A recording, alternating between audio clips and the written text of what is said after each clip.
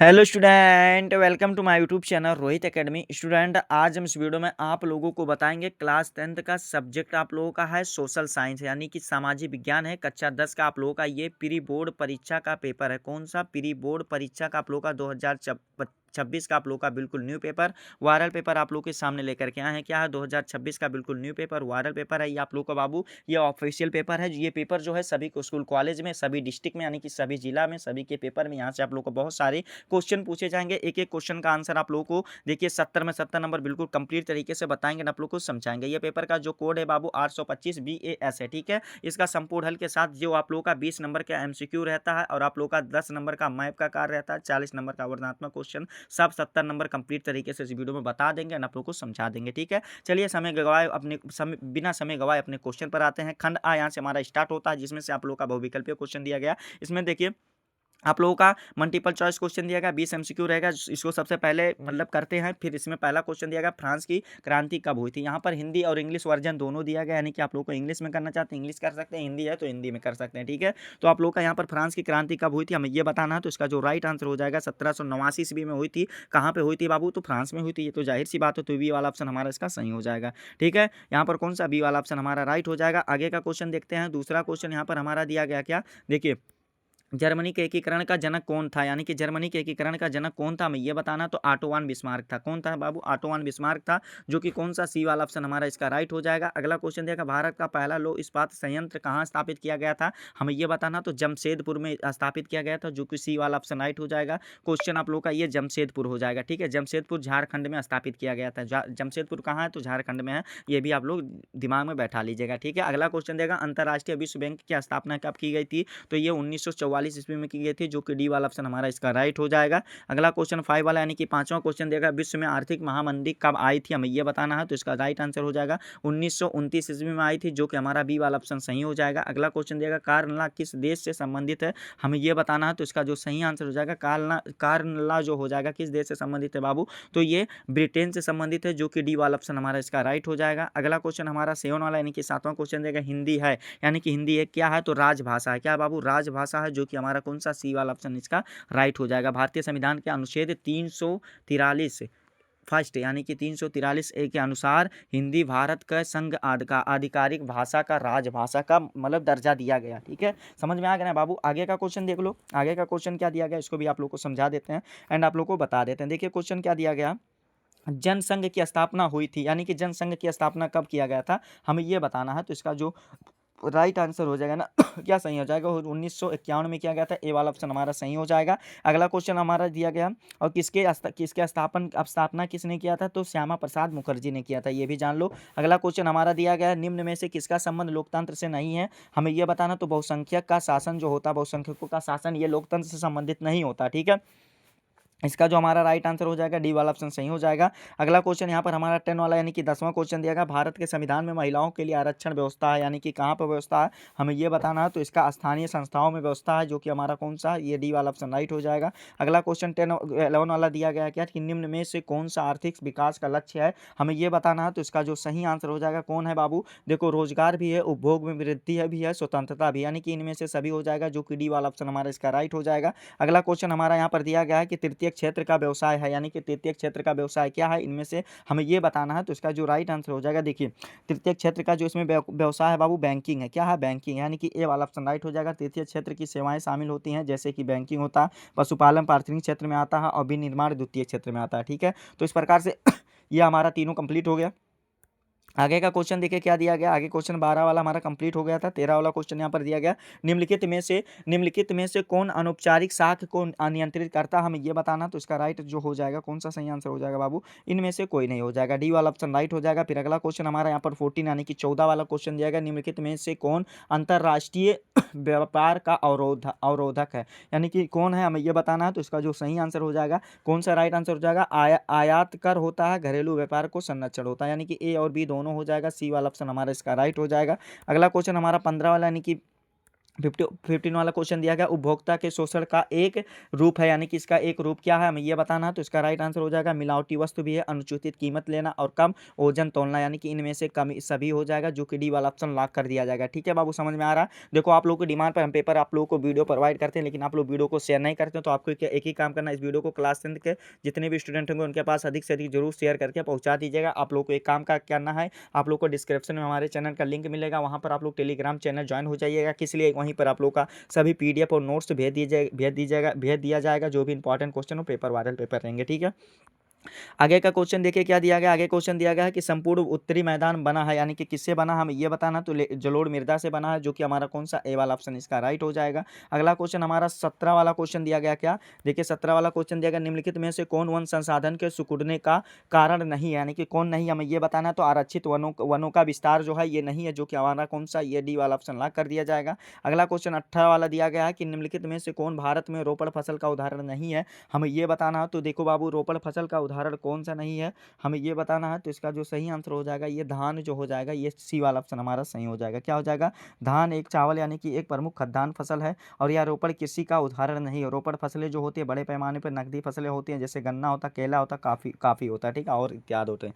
ठीक है, आगे का क्वेश्चन हमारा दिया गया, निम्नलिखित में से कौन खनिज उद्योग है, हमें ये बताना। तो खनिज उद्योग कौन सा है निम्नलिखित में से। तो पेट्रो रसायन उद्योग हो जाएगा, जो कि बी वाला ऑप्शन हमारा इसका राइट हो जाएगा। अगला क्वेश्चन 20 वाला दिया गया, सोडियम चतुर्भुज योजना संबंधित है, यानी कि किससे संबंधित है हमें ये बताना। तो ये बाबू महाराज मार्ग विकास से संबंधित है, जो कि हमारा बी वाला ऑप्शन राइट हो जाएगा। इस प्रकार से हमारा 20 नंबर यहाँ पर कंप्लीट हो गया। आगे का क्वेश्चन जो दिया गया इसका भी आंसर आप लोग को बता दे रहे हैं, आप लोग को समझा दे रहे हैं, काफी पेन लेकर के बैठ जाइएगा, क्वेश्चन को नोट कर लीजिएगा, क्वेश्चन का आंसर भी नोट कर लीजिएगा। खंड बा यहाँ से हमारा स्टार्ट होता है, जिसमें से वर्णनात्मक क्वेश्चन दिया गया, जो कि लघुत्तरीय क्वेश्चन है, 80 शब्दों में दिया गया, 4 नंबर एक क्वेश्चन का राइट आंसर देने पर मिलेगा। देखिए आप लोग का क्वेश्चन दिया गया, भारत की आर्थिक तथा राजनीतिक स्थिति पर प्रथम विश्व युद्ध के प्रभाव का उल्लेख कीजिए, जो कि 2 नंबर का दिया गया। राजनीतिक स्थिति लिख देंगे सही तो 2 नंबर मिलेगा, और आर्थिक स्थिति लिख देंगे तो 2 नंबर मिलेगा। ठीक है, अथवा करके दिया गया, अगर ऊपर वाला नहीं करना चाहते तो आर्थिक महामंदी के 2 प्रमुख कारणों का उल्लेख कीजिए, तो ये वाला भी आप लोग बता सकते हैं। ठीक है, तो चलिए आप लोग को सबसे पहले ऊपर वाला आंसर बता देते हैं। इसका आंसर लिखेगा क्या कि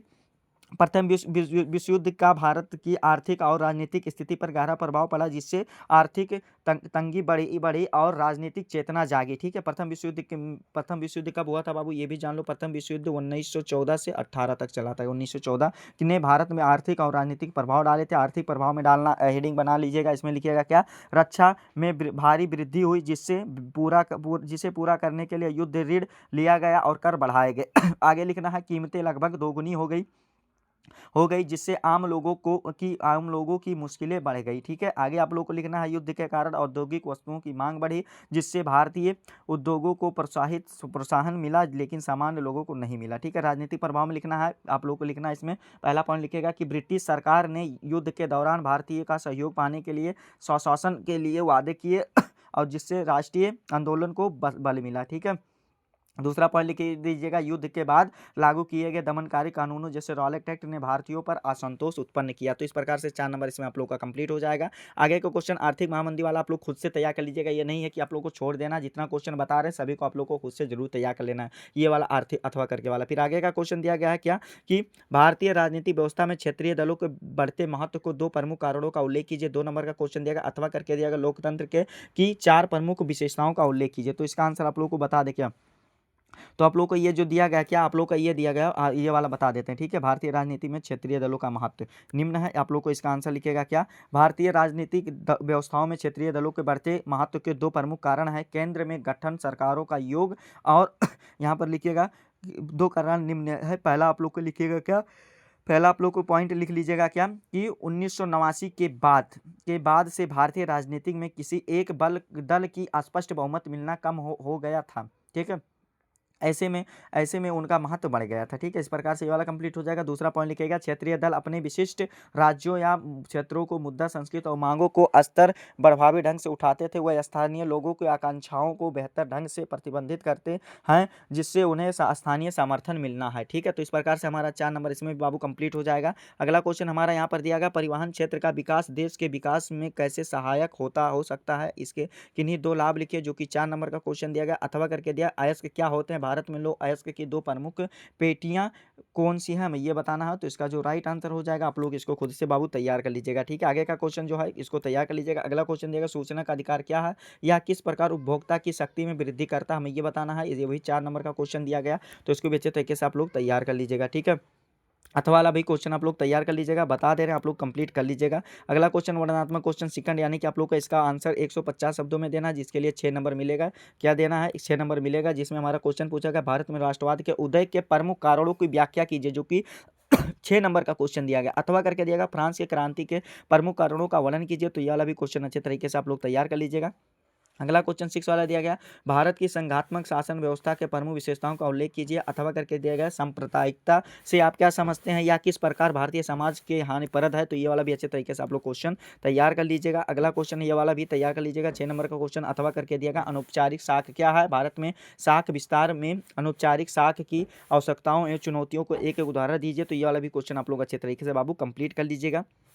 अगला क्वेश्चन 8वां दिया गया, भारत में वन एवं वन्य जीवों को संरक्षण क्यों आवश्यक है, इसके लिए हेतु उठा इस हेतु उठाए गए किन्हीं 2 कदमों को लिखे, तो ये वाला भी अच्छे तरीके से तैयार कर लीजिएगा। अथवा वाला भी क्वेश्चन आप लोग कंप्लीट कर लीजिएगा, ठीक है। तो ये वाला क्वेश्चन हमारा कंप्लीट हो जाएगा, यहाँ पर 60 नंबर कंप्लीट हो जाएगा। मानचित्र संबंधित प्रश्न जो दिया गया 10 नंबर आप लोग को बता देते हैं एंड आप लोग को समझा देते हैं। देखिए यहाँ पर क्वेश्चन पूछा गया, वह स्थान जहाँ पूर्ण स्वराज की मांग का प्रस्ताव किया गया था, यानी कि वह स्थान जहाँ पूर्ण स्वराज की मांग का यानी कि प्रस्ताव रखा गया था, उसका नाम क्या था, हमें ये बताना है। तो इसका आंसर आप लोगों को क्या हो जाएगा बाबू, देखिए इसका आंसर आप लोगों को क्या हो जाएगा, उसका नाम था लाहौर था। लाहौर था, क्या था बाबू, लाहौर था। अगला क्वेश्चन आप लोग का दिया गया, वह स्थान जहां दिसंबर 1920 में कांग्रेस का अधिवेशन हुआ था, तो उसका नाम था बाबू नागपुर, क्या था, नागपुर था, ठीक है। आगे का क्वेश्चन देखिए क्या दिया गया, आगे क्वेश्चन हमारा दिया गया कि वह जनपद जहां जलियांवाला बाग हत्याकांड हुआ था, तो उसका नाम था बाबू अमृतसर। किस राज्य में स्थित है, तो ये हमारा कहाँ पर स्थित है, पंजाब में स्थित है, ठीक है। और ये कब हुआ था, तो 1919 ईस्वी में हुआ था, 13 अप्रैल था, ठीक है।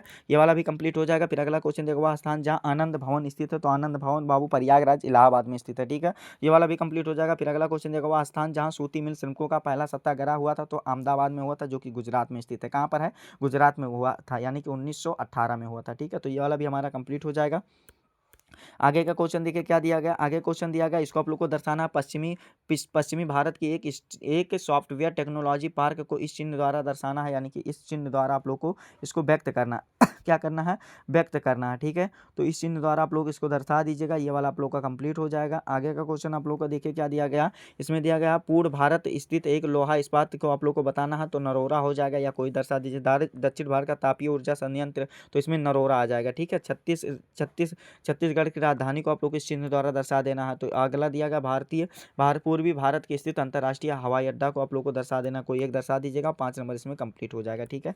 यही आप लोगों का देखिए, ये केवल दृष्टिबाधित परीक्षार्थियों के मानचित्र दिया गया, यानी कि जो देखने से यानी कि विजिबल नहीं है, उनके लिए ये दिया गया। सिर्फ इनको लिखना रहता, मैं नहीं दर्शाना रहता, सेम क्वेश्चन रहता है। तो इसको भी अच्छा आप लोग अब ये वाला आप लोगों को देखिए, ये वाला आप लोग का ये यहाँ तक कंप्लीट हो गया, ठीक है। ये आप लोग को नहीं करना, ये छोड़ देना, ठीक है। तो यही आप लोगों का सोशल साइंस का पेपर था, जो कि इस वीडियो में कंप्लीट तरीके से अच्छे तरीके से आप लोग को बता दिया गया एंड आप लोग को समझा दिया गया। आप लोग को ये हमारा प्यारा सा लवली सा वीडियो कैसा लगा, कमेंट करके जरूर बताइएगा। हाँ, अगर आप हमारे चैनल पर नए हो तो बाबू चैनल को आप लोग सब्सक्राइब कर लीजिएगा और बेल आइकन दबा दीजिएगा। वीडियो को आप लोग को क्या करना है, इस वीडियो को क्लास 10 के जितने भी स्टूडेंट होंगे उनके पास अधिक से अधिक जरूर शेयर करके पहुँचा दीजिएगा, ठीक है।